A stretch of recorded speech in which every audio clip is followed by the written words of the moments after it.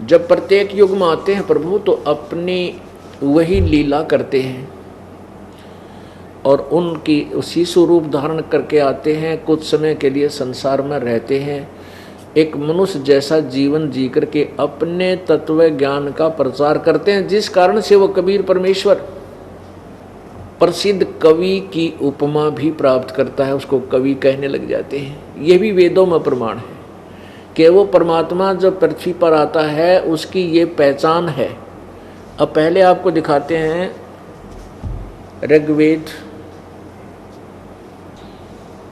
ऋग्वेद मंडल number 9 और 10 ये इकट्ठा इन्होंने जिल्द है, अनुवादित है। ऋग्वेद ये कहाँ से प्रकाशित है? प्रकाशक हैं सर्वदेशी कार्य प्रतिनिधि सभा, महर्षि दानंद भवन, रामलीला मैदान, नई दिल्ली। ऋग्वेद आर्य भाषा भाष्य, महर्षि दानंद सरस्वती कृत। मुद्रक Prince Offset Printers 1510 Pataudi house, Daryaganj, नई दिल्ली।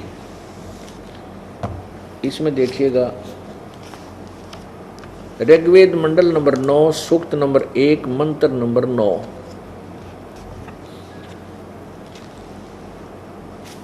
यह है ऋग्वेद मंडल नंबर 9 सूक्त नंबर 1 और ये इसकी संस्कृत है। अभी इमम अधन्या उत्सरणती धेनव, धेनव माने गाय, शिशुम, शिशु माने बालक रूप, सोमम इंद्राय पातवे। अब इन्होंने क्या अनुवाद किया है? उस सोम स्वभाव वाले श्रद्धालु पुरुष को शिशुम कुमार अवस्था में ही यानी बालक अवस्था में ही सब प्रकार से अभी अधन्या का अर्थ लिखा है इन्होंने अहिंसनीय, धेनव माने गौवें तृप्त करती है। अब शिशु माने इन्होंने लिखना था बालक अवस्था, यानी बालक रूप में प्रकट परमात्मा को सब प्रकार से। अधन्या माने बिना, अभी अधन्या का अर्थ होता है बिल्कुल कंवारी, बिना धनाई। हमारे हरियाणा में गाय को जो नए दूध नहीं होती तो उसको कहते हैं अधन्या, यानी बिना धनाई। और इसका अंग संस्कृत में अधन्या, बिना धनाई माने अभी ये इसको गर्भ नहीं रहा है, और अभी अधन्या बिल्कुल यानी कंवारी, बिना धनाई कि वो ये देखिएगा, इमम माने उस, सोमम का अर्थ होना चाहिए अमर पुरुष, शिशुम शिशु रूप में प्रकट उस अमर पुरुष को, अमर पुरुष बालक की परवरिश सब प्रकार से, उस बालक को सब प्रकार से यानी पूर्ण रूप से। अधन्या माने बिना धनाई यानी कंवारी। गौएं तृप्त करती हैं यानी उसकी परवरिश की लीला होती है। इतना ही हमने इसे लेना था। अब एक और ये है किसी दूसरे का भाषा भाष्य, ये है श्रीपाद दामोदर सातवलेकर मंडल 7 से 10, इसने अनुवाद किया है।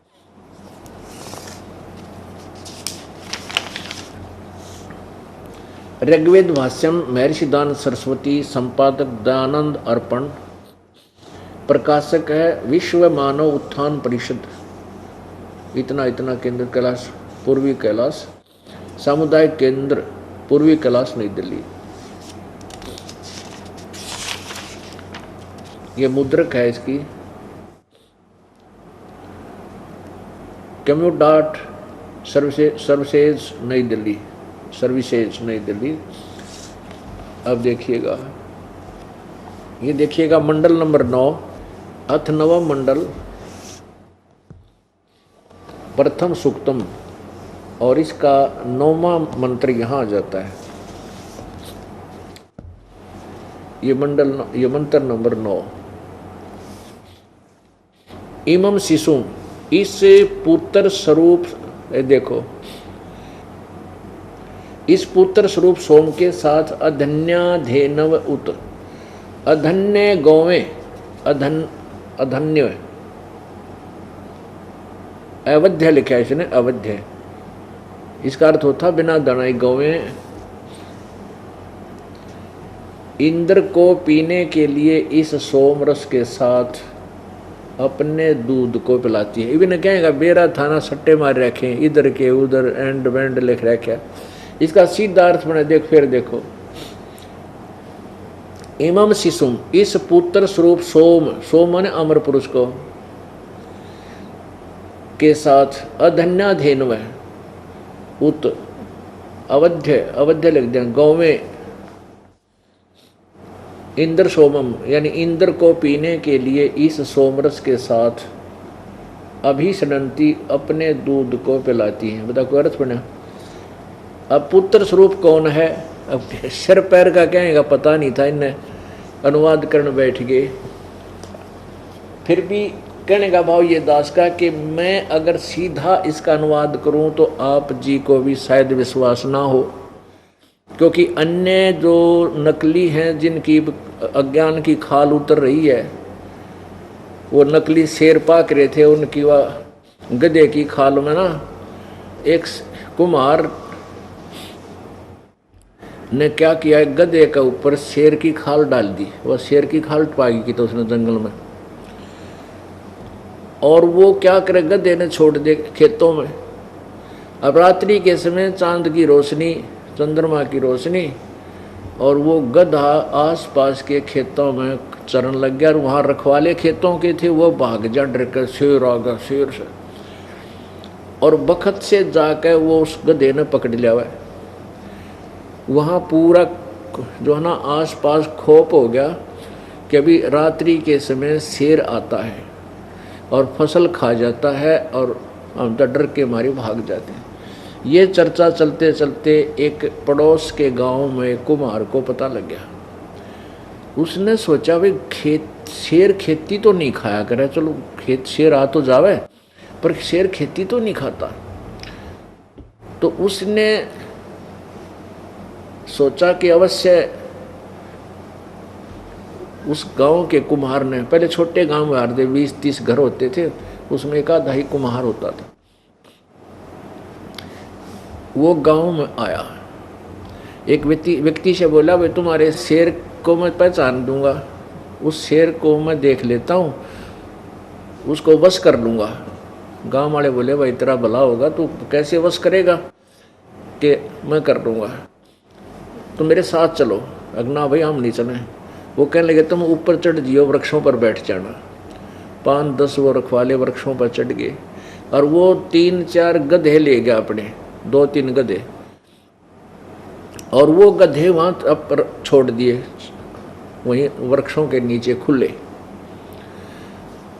और वो जो जिसके ऊपर गधे के ऊपर खाल डाल रखी थी शेर की, वो खेतों में चला गया। रखवाले बोले देख वो रहा शेर, वो रहा, वो देख वो रहा। कुम्हार जो वो गया था परीक्षार्थ, वो कहने लगा डट जाओ थोड़ी देर, बोलो ना तुम। थोड़ी देर में क्या हुआ कि वो गधे जो कुम्हार के थे वो आपस में लगे अपनी आवाज़ लगाने, हु करार हु हु हु, वो ऊँची लगे ना, उस तरह अपने आवाज़ अपनी बोली बोलने लगे। उधर से वो जो नकली शेर था वो भी भाईचारे की बोली ने पहचान कर उनकी तरफ भाग लिया, और उसी तरह बोलता हुआ वहाँ पहुँच गया। और वह खाल कितना गई, शेर की खाल उतर गई, अब पे पड़ गई वह जब उसकी बोली, और उधर से वो आ गया। कुमार बोला देख वो गधा था भाई, उसकी बोली से पहचान हुई शेर नहीं ये गधा है। तब उसकी खाल पकड़ कर तारी, वो गधा पहचाना किसका है, कुमार का, और गधा किसका होता। वो कुमार गड़िया फिर गाँव वाले ने अकने कम में तने चलो खेती तक खुआई सो खुआई, मारा और दिल डगा दिया था शेर शेर करके।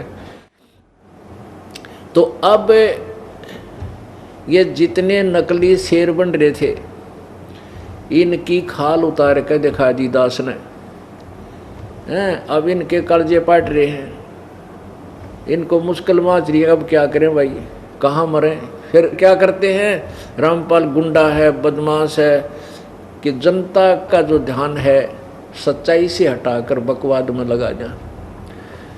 लेकिन उनको वो भूल गए, वो समय जा लिया। ये सब पढ़े लिखे शिक्षित है। ये तो 200 वर्ष पहले तो चल ले रही थी तुम्हारी ये, इसलिए परमात्मा ने तुम्हें छेड़ा नहीं। अब इसलिए छेड़ा है कि अब बिल्कुल क्लियर हो जाएगा, स्पष्ट हो जाएंगे। 11 अक्टूबर को, इसी 11 अक्टूबर 2009 को पवित्र हिंदू धर्म के माननीय चारों शीर्ष शंकराचार्यों से प्रार्थना की गई है कि वो आध्यात्मिक ज्ञान चर्चा करें। हमारा उद्देश्य ये है कि एक बार भ्रमित समाज को एक दिशा दे दी जावे और ये भटक भ्रम रहे श्रद्धालु परमात्मा के सीधे मार्ग को पकड़ के अपना जीवन सफल कर सके। तो उसमें ये और क्लियर हो जाएगा कौन कितने पानी में। तो कहने का भाव ये है कि इनको ज्ञान तो था नहीं। ये आर्य समाज के जो वेदों के ठेकेदार बन रहे थे, ये ऋषि मैं ऋषि आचार्य, इन्होंने अनुवाद करने की चेष्टा की। अब जैसे रामायण है, रामायण चौपाइयों के अंदर है, और जिसने मौखिक ज्ञान है नहीं रामायण का, भाई रामायण क्या चीज़ है, किसकी कहानी है, जिसको रामायण का मौखिक ज्ञान है कि भगवान श्री रामचंद्र जी राजा दशरथ के पुत्र थे, ये त्रिलोकी भगवान थे, इनको ऐसे ऐसे इनका विवाह हुआ, सीता और इनका वनवास हुआ, लक्ष्मण को ये वन में गए, राम को वनवास हुआ, ऐसे ऐसे। फिर रावण ने सीता उठाई, युद्ध हुआ, फिर वापस आए। ये कहानी जिसको याद है और फिर उन चौपाइयों को वो पढ़ेगा तो वो अनुवाद कर सकता है। हो सकता है एक आधा अर्थ गलत हो सके, लेकिन भाव गलत नहीं हो सकता। और इनको मौखिक ज्ञान था नहीं सृष्टि रचना का, ना परमेश्वर की महिमा से ये परिचित थे। ये अनुवाद करने बैठ गए, अड़ंगा कर डाला। लेकिन फिर भी इनके द्वारा किए गए अनुवाद में भी वह सच्चाई ऊपर आ रही है। भले ही ये उसको ठीक ढंग से जोड़ नहीं सके, लेकिन अर्थ हमें ज्ञान है कि ये भगवान की महिमा, और ऐसे हम इनको सीधे पुर्जे जोड़ लेंगे। अब किसी ने अगला पहिया गाड़ी का पिछला पो रखा है, पिछला आगे धर रखा है, शरीर किधर ऊपर रख रखा है, तो अब हम जो इसको ज्ञान है वो ठीक ठिकाने लगा के उनको वह गाड़ी तैयार कर देगा। पुर्जे जो के तो जेन्युइन है, वेद हमारे एज इट इज हैं, ये जेन्युइन है। और हम अब इंजीनियर बन गए इस भक्ति मार्ग के, राम नाम की गाड़ी के।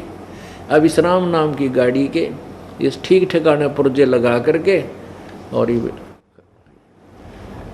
ची कर दे चलेंगे इसमें बैठ करके, ठाठ से इसका लाभ उठाएंगे। जो इसका वास्तविक यूज है वो हमें होगा, हम अब इसका लाभ उठाएंगे यथार्थ भक्ति करके। तो एक ये प्रमाणित हो गया कि जब परमेश्वर आते हैं कबीर देव, वो प्रत्येक युग में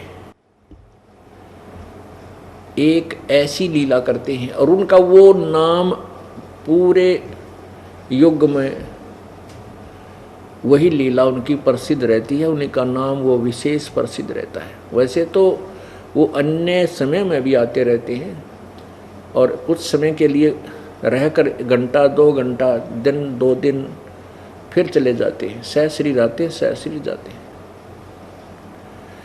परमात्मा के इस आगमन को जो 120 वर्ष तक यहाँ रहकर गए थे, इनको अतिथि रूप में आना माना जाता है। अतिथि रूप में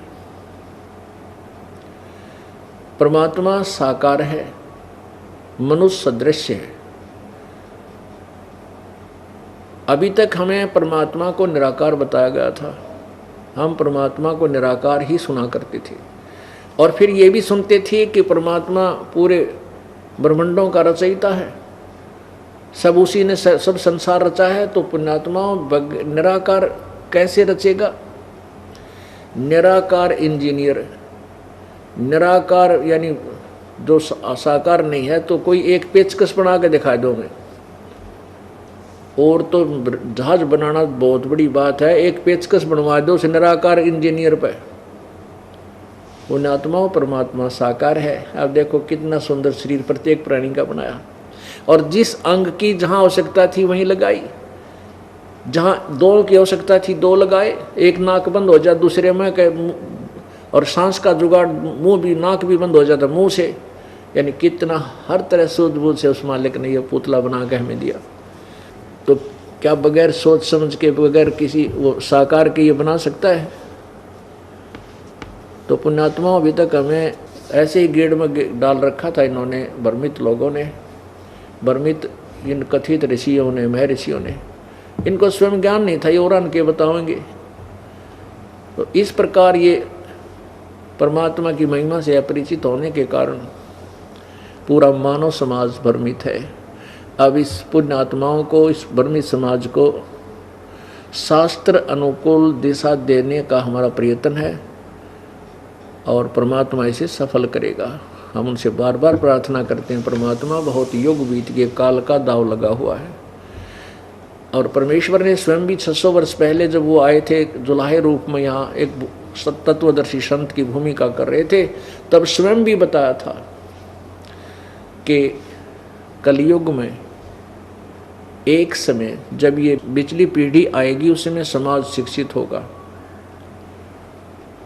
और उस समय इस तत्व ज्ञान को सार्वजनिक किया जाएगा। पूरा विश्व परमेश्वर कबीर जी के ज्ञान का लोहा मानेगा, पूरा विश्व स्वीकार करेगा, पूरे विश्व में शांति होगी। और ये हाहाकार मच रही है, आपसी प्यार रहा नहीं, माया माया दिखाई देती है, धन धन दिखाई देता, ना भाई ना बहन दिखता, ना रिश्तेदारी दिखाई देती है, ना माता पिता की तरफ कोई श्रद्धा और आस्था या कोई भाव नहीं रहा। वो इसी तरीके से समाप्त होगा। ज्ञान होगा, ज्ञान के बाद फिर परमात्मा वो सुख देगा जो हम चोरी करके प्राप्त नहीं कर सकते। वो धन देगा, इतना आपको बरकत देगा, ना चोरी से कर सकते, ना हम मिलावट से कर सकते, ना रिश्वत से कर सकते, बल्कि वो पाप बढ़ते हैं और वो धन व्यर्थ जाता है किसी ना किसी बीमारी में या किसी और कारण से, चोरी में, अग्नि में खराब हो जाएगा और पाप शेष रह जाते हैं। और परमात्मा देगा वो एक नंबर का धन होगा, आपके आने वाली आपदाओं को परमात्मा बचाएगा और ऐसे सुख देगा जैसे नीरू नीमा को असरफी दे दी सोने की, जिसने सारे ब्रह्मांड रच दिए। तो क्या आपका निर्वाह उसके लिए दूभर है? माँ के पेट में किसने पाला था? माँ के पेट में किसने पाला था? ना कोई इंजेक्शन डानिया डॉक्टर था। पेट में माँ के गर्भ में जो भी बच्चा था, लड़का या लड़की, तो वहाँ किसने पालन किया? किसने इसको संभाला? किसने इसकी स्वास्थ्य का ध्यान रखा? परमात्मा ने। और बाहर आने के बाद भी वही हमारी परवरिश, जो हमारे संस्कारवश है, सबको प्राप्त करवा रहा है। माध्यम भी वही बनाता है, मीडिया भी वही बनाता है, जिससे भी जो करवाना है वही करवाता है। उस परमात्मा के हुक्म बिना पत्ता भी नहीं हिल सकता। भक्ति मुक्ति के दाता सतगुरु, ये भटकत प्राण फिरंदा, उस साहिब के हुक्म बिना नहीं तरवर पात हिलंदा। उस परमात्मा के हुक्म बिना पत्ता का, तरवर का पत्ता भी नहीं हिल सकता। तो सब, अब जैसे इसी का समर्थन हमारी पवित्र गीता जी अध्याय नंबर 15 श्लोक 17 कर रहा है कि उत्तम पुरुषत्व ने, वो वास्तव में सही भगवान, श्रेष्ठ प्रभु तो कोई और है। कौन और है? जो ऊपर वर्णित 16 श्लोक में वर्णित क्षर पुरुष और अक्षर पुरुष से और कोई भिन्न है, वो परम अक्षर ब्रह्म है, परम अक्षर पुरुष है। वो परम अक्षर पुरुष ये कबीर देव है, जो कबीर परमात्मा बनारस में आई थी और तीनों लोकों में प्रवेश करके सबका धारण पोषण वही करता है। जिसने जैसा भी कुछ किया है उन सब का प्रतिफल भी परमेश्वर कबीर देव ही देता है, चाहे ब्रह्मा का फल है, चाहे विष्णु का, चाहे शिव का। अपनात्मा जैसे भगवान विष्णु जी सतोगुण के अवतार श्री रामचंद्र जी ने बाली को मारा था, सुग्रीव के भाई को धोखे से। वो दंड भी विष्णु को भोगना पड़ा। यदि इनके पिता के हाथ में, ब्रह्म के हाथ में निर्णय होता तो ये अपने पुत्र को दंड कैसे देता।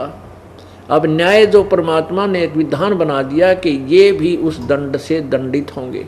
तो भगवान श्री विष्णु यानी श्री राम जी का फिर श्री कृष्ण रूप में अवतार हुआ, अवतरण हुआ, जन्म हुआ, और वही टिट फॉर टेट फिर बदला उसको देना पड़ा। जो बाली वाली आत्मा थी वो शिकारी बना, और श्री कृष्ण विष्णु वाली आत्मा, श्री राम वाली आत्मा श्री कृष्ण बनी। और श्री कृष्ण जी के पैर के तलवे में तीर मार के उस बाली वाली आत्मा ने श्री कृष्ण जी का वध किया। वो भी बदला इन्होंने देना पड़ा, वो दंड भोगना पड़ा। तो परमात्मा कबीर जी ने विधान बना के और इस काल को दे दिया। अब ये इसका पालन करता है, जैसे कर्म कोई करेगा वैसा फल देगा, इतना ही इनका काम है।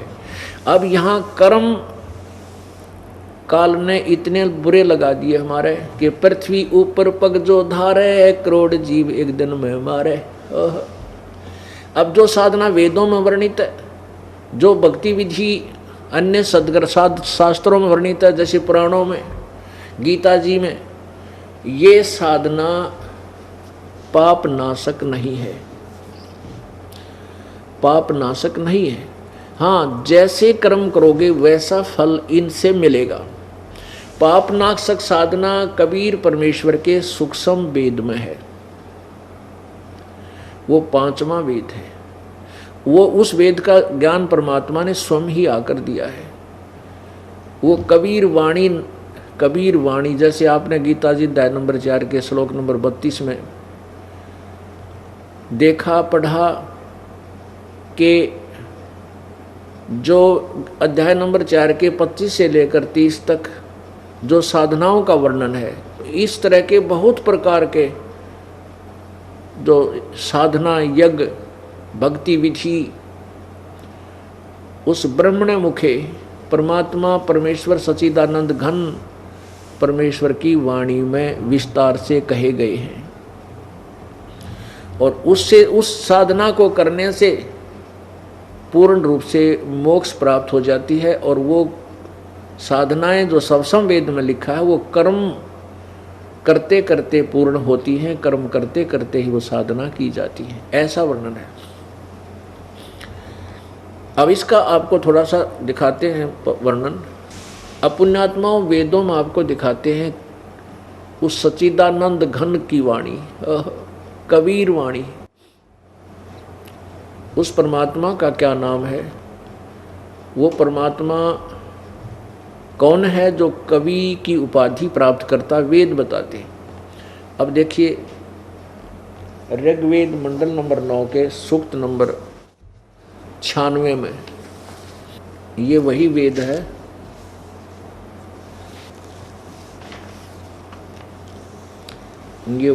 है सर्वाधिक देसी कार्य प्रतिनिधि सभा, महर्षि दान भवन, रामलला मैदान, नई दिल्ली।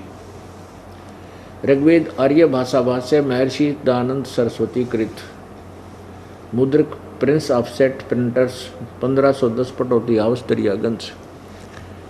अब देखना मंडल नंबर 9 सूक्त नंबर 96 और मंत्र नंबर 16 में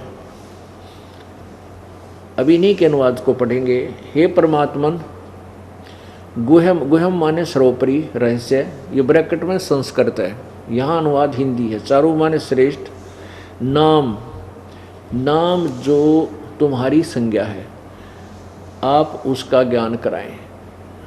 अब इस संस्कृत में क्या है कि गुहम, चारू, नाम, अभर्ष, हम इसका इन्हीं का हिंदी पढ़े। हे परमात्मन, सर्वोपरि रहस्य श्रेष्ठ, जो नाम माने जो आपका नाम है, जो तुम्हारा नाम है, आप उस नाम का ज्ञान कराएं। आपका जो वास्तविक नाम है, श्रेष्ठ माने वास्तविक नाम है, सही नाम है, श्रेष्ठ, अब संस्कृत स्पष्ट बता रही है, गोह्यम चारु नाम अभ्यर्ष, ये अनुवाद कर रहे हैं, हे परमात्मन सर्वोपरि रहस्य श्रेष्ठ, जो नाम माने जो आपका नाम है, संज्ञा है, आप उस नाम का ज्ञान कराएं, ये होना चाहिए। अब 17वें में वो ज्ञान कराया है, वो ना भगवान का के नाम है। देखो इसी के 17वें श्लोक में ये कराया है, 9वें जाए मंडल नंबर 9 का सुख 96 मंत्र 17, 16 आपने पढ़ लिया थोड़ा सा, जितनी हमें आवश्यक है। अब ये है शिशुम। अब ये वहीं से बात प्रारंभ हुई कि जब परमात्मा शिशु, वो पूर्ण परमात्मा प्रत्येक युग में शिशु रूप यानी बालक रूप धारण करके प्रकट होता है, और जब वो छोटे बच्चे की परवरिश रूप में कुंवारी गांव से उनकी परवरिश होती है। ये तो 9वें अध्याय के मंडल नंबर 9 के सूक्त नंबर 1 मंत्र नंबर 9 ने क्लियर कर दिया। अभी उसी 9वें ही मंडल में ऋग्वेद के मंडल नंबर 9 के सूक्त नंबर 96 में और मंत्र नंबर 17 में अब क्या बताया है, 16 में कहा कि आपका वो नाम क्या है वास्तविक, जो बालक रूप धारण करके परमात्मा एक आते हैं, तो उसका वास्तविक नाम क्या है। तो 17वें में बताया कि जो शिशु रूप शिशुम व शिशु रूप में जो परमात्मा प्रकट होता है, उसमें वो क्या करता है कि अपने तत्व ज्ञान को लेकर स्वयं ही प्रकट होता है, और अपने तत्व ज्ञान को लोकोक्तियों के माध्यम से, कविताओं के माध्यम से उच्चारण करता ऊंचे ऊंचे स्वर में गरज गरज के। और परमात्मा यही बताते हैं, चारों युग में संत पुकारे कूक कहा हम हेल रे। कूक माने आवाज लगा के ऊंची, हेल माने हेला देकर, आवाज देकर। चारों युग में संत पुकारे और कूक कहा हम हेल रे, हीरे माणक मोती बरसे ये जग चुगता ढेल रे। तो परमात्मा भी अपने आप कहते हैं कि चारों युग में हम ना के पुकार पुकार के कहा कि ये है तत्व ज्ञान, ये है वास्तविक साधना, लेकिन ये अनजान आत्माएं काल के दूतों के द्वारा भ्रमित की हुई, वो कंकर पत्थर उठा रहे हैं, आन उपासना रूपी कंकर पत्थरों की के थैले भरे फिर रहे हैं, और हम जो तत्व ज्ञान रूपी अमृत हीरे मोती बरसा रहे हैं, इस वास्तविक ज्ञान को, वास्तविक साधना को स्वीकार नहीं करते। परमात्मा कहते हैं, पर भी लेन जात है दुनिया, हमारा ज्ञान किने न सुनिया। पर भी लेन जाते हैं, देखा ट्रेन जाती थी, वहाँ जाती हैं जो पर भी लाग जाएगी तो ग्रहण हो, वहाँ पाप कटेंगे। ट्रेनों में बैठे ऊपर नीचे बराबर में लटक कर डंडा गए चपट कर मर जा बेचारे, चाहे मरो चाहे जियो, वहाँ पहुँच जाते हैं उस पर भी में स्नान करने के लिए। परमात्मा कहते हैं डले ढोकाते हो, वहाँ कोरे पाप इकट्ठे करते हो उस पर भी में। पर भी लेन जात है दुनिया, हमारा ज्ञान किने ना सुनिया। वो पर भी लेन जाते हैं और हमारे समृद्ध ज्ञान को कोई नहीं सुनता, जो सब मोक्ष कर दे। अब यही बता रहे हैं कि देखिएगा, ऋग्वेद मंडल नंबर 9 सूक्त नंबर 96 96 16 आपने देख लिया कि कहा है कि हे भगवान आप अपने वास्तविक नाम से परिचित कराएं। इसका अर्थ है 17वें में कहा है, शिशुम जगानम हरियंतम मर्जंतम शुभंती वहीनम मरुतो गणेन कबीर गिरभी। ये रह लगा ऊपर, कबीर कबीर गिरभी काविना कबीर, ये कबीर शब्द है। कबीर बोलो चाहे कभी ही बोल देते हैं, कबीर भी कह सकते हैं। संत सोम, ये संत सोम, संत स्पष्ट है, सोम है। पवित्रम अत्यति रेभन, रेभन माने ऊंची आवाज से, अति पवित्रता के साथ। और कबीर गिरभी माने कबीर वाणी, कबीर गिरभी। आ देखना, शिशु इन्होंने अपने हिसाब से क्या है, संयति सूक्ष्म करोति प्रलय काले जगती शिशु परमात्मा, उस परमात्मा को अब कहते हैं शिशुम, शिशु रूप परमात्मा को यहाँ लिखना चाहिए था। वो बालक रूप धारण करके जो परमात्मा आता है, उस परमात्मा को जो सदा प्रगट है। जगानम माने, इसका अर्थ है शिशुम जगानम, जो शिशु रूप में प्रकट होता है, शिशु रूप में प्रकट होता है, जो अत्यंत कमनीय है, उसको उपासक लोग बुद्धि विषय करते हैं। और उसकी स्तुति द्वारा उसके गुणों का वर्णन करते हैं। और विद्वान लोग उस गतिशील परमात्मा का गुणों के द्वारा गणों द्वारा वर्णन करते हैं। अच्छा, यहाँ लिखना इन्होंने ये क्या किया, कबीर गिर भी, ये कबीर गिर भी है, ये रे ऊपर लगा हुआ है इस गी की मात्रा पे। इन्होंने इसके दो हिस्से कर दिए।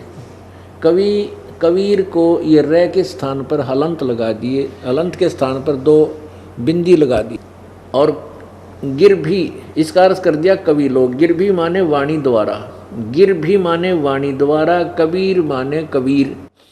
हम न्यू का न्यू लिख दें कबीर वाणी द्वारा, बस कबीर वाणी। हम कबीर बोल देते हैं उसको कबीर वाणी। वेदों में कबीर वाणी, हम कबीर बोलते, हम वै को बै बोलते हैं। ये हमारी जो है ना, हमारी भाषा, लोकल भाषा के अंदर है। तो बात वही है, उसको जैसे हम किसी कर्मवीर को कर्मवीर बोलते हैं, धर्मवीर को हम धर्मवीर बोलते हैं, बै बोलते हैं। वेदों को हम वेद बोलते हैं। ऐसे ही इस कबीर वाणी को, कबीर गिरभी को हम कबीर वाणी बोलना, कबीर साहब, कबीर देव को हम कबीर साहब कहने लाएंगे। बस हम लिखण लागे, बड़ी की मात्रा ला कर रे पूरा ला देते हैं, कबीर वाणी है। यही नाम परमात्मा का कबीर, जो वेद बताते हैं। कबीर, ये कबीर वाणी द्वारा, यहाँ लिख दें कबीर वाणी द्वारा, और कविताओं से, यानी गा गा के कविताओं की तरह, कविताओं के तौर से स्तुति करते हैं। सोम स्वरूप पवित्र व परमात्मा कारण अवस्था में सूक्ष्म प्रकृति को रेभन सन गर्जता हुआ अतिक्रमण करता है। रेभन माने गर्जता हुआ। आगे देखिएगा 18 में, ऋषि मना ये ऋषि कृत सवरसा सहस्रनिथ पदवी कविनाम तृतीयम धामम महिष शिष्य संत सोमो विराजमानु राजती स्तूप। अब वो परमात्मा कहाँ रहता है वो भी देखिएगा। सोम स्वरूप परमात्मा, पालन की इच्छा करता हुआ जो महान परमात्मा, तृतीयम धाम, देवयान और पितरान, इन दोनों से पृथक तीसरा जो मुक्ति धाम है, तृतीयम धाम माने जो तीसरा मुक्ति धाम है, उसमें विराजमान है। ये ज्ञान योगी इन्होंने गलत लगा दिया। विराजम माने विराजमान है। अच्छा, ऋषि मना सर्व ज्ञान के साधन रूप मन वाला वह परमात्मा जो ऋषिकृत सब साधनों का प्रदाता। ये कोई बात हुई। अब इसका वास्तविक अर्थ ये बनता है, अब वेद सिद्ध कर रहे हैं कि परमात्मा साकार है, एक देशीय है, वो तीसरे मुक्ति धाम में रहता है। अब मुक्ति धाम कौन सा है? पूर्ण मोक्ष स्थान जो है सतलोक है। एक ये क्षर पुरुष का लोक, ब्रह्म का 21 ब्रह्मांड का, ये भी धाम कहलाता है, ये भी एक लोक कहलाता है। और एक 7 संख ब्रह्मांड का जो परब्रह्म का, ये भी एक धाम लोक, यानी एक इसका लोक कहलाता है। इसमें आगे ब्रह्मांड विभाजित हैं, वो अलग है। जैसे एक देश, प्रत्येक देश में अपने अपने अलग से फिर नाम अलग होते हैं, राज्य न्यारे होते हैं, स्टेट जिले अलग होते हैं। तो तीसरा जो धाम है वो सतलोक है, रत धाम उसको कहते हैं। रत धाम माने अविनाशी, सतलोक, सतधाम, सच्चा लोक जो कभी नष्ट नहीं होता, उसमें वो परमात्मा रहता है। अब तत्व ज्ञान इस दास के पास है, उसके आधार से फिर इन सदग्रंथों को, इन वेदों का अनुवाद सही ढंग से कर दिया। अब वेद तो ओरिजिनल जेन्युइन पार्ट से, स्पेयर पार्ट की दुकान समझ लो। और गाड़ी बनाता है इंजीनियर, इस दास को परमात्मा ने इस राम नाम की गाड़ी बनाने वाला इंजीनियर बना दिया। परमात्मा ने सब कुछ दे रखा है, सारा ज्ञान विद्यमान है। उस ज्ञान को केवल अनुवाद ठीक करना है। अब आपको क्लियर करते हैं, थोड़ा कंसेप्ट बहुत क्लियर हो जाएगा। पुण्यात्माओं, आप परमात्मा प्राप्ति वाले विद्यालय में प्रवेश प्राप्त कर चुके हो। अब जैसे आप जी को ड्रेस अन्य प्राणियों से भिन्न है, बच्चा जो विद्यालय में जाता है, स्कूल जाता है, उसकी ड्रेस न्यारी होती है, उसको सुविधा भी माता पिता बहुत देते हैं, ना उनसे कोई काम लेते हैं विशेष, बेटा बेटी तुम पढ़ो और अपना जीवन सफल करो। तो जिसको भी आज मानव शरीर प्राप्त है इस पृथ्वी पर, वो परमात्मा के पाने वाले विद्यालय का विद्यार्थी है।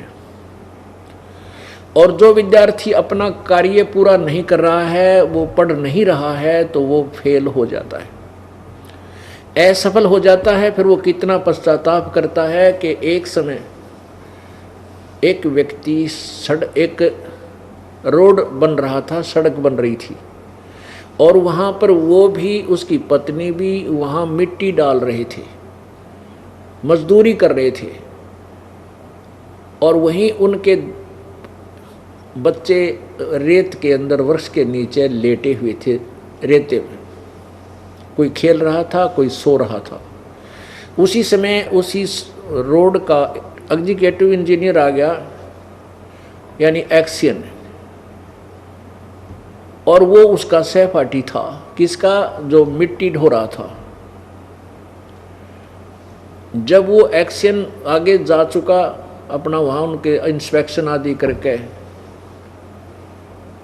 तब वो व्यक्ति कह रहा है जो वहाँ मिट्टी डाला था, टोकरियाँ थे, तसड़ियाँ थे, वो कहता है ये मेरा सहपाठी था, मेरे साथ पढ़ा करता, मेरे कर्म फूट गए हैं, मैं पढ़ा को नहीं, खेलता फिरता रहा हैं, और कुसंगत में पड़ गया, बच्चों के साथ बीड़ी बैड़ी पीने लग गया, मैं पढ़ा को ना। आज देख ये तो गाड़ी में बैठ कर चल रहा है और मैं मजदूरी कर रहा हूँ, और मेरे बच्चे ये रेत में पड़े हैं यहाँ पर, और इसके बच्चे कोठियों में रहते हैं।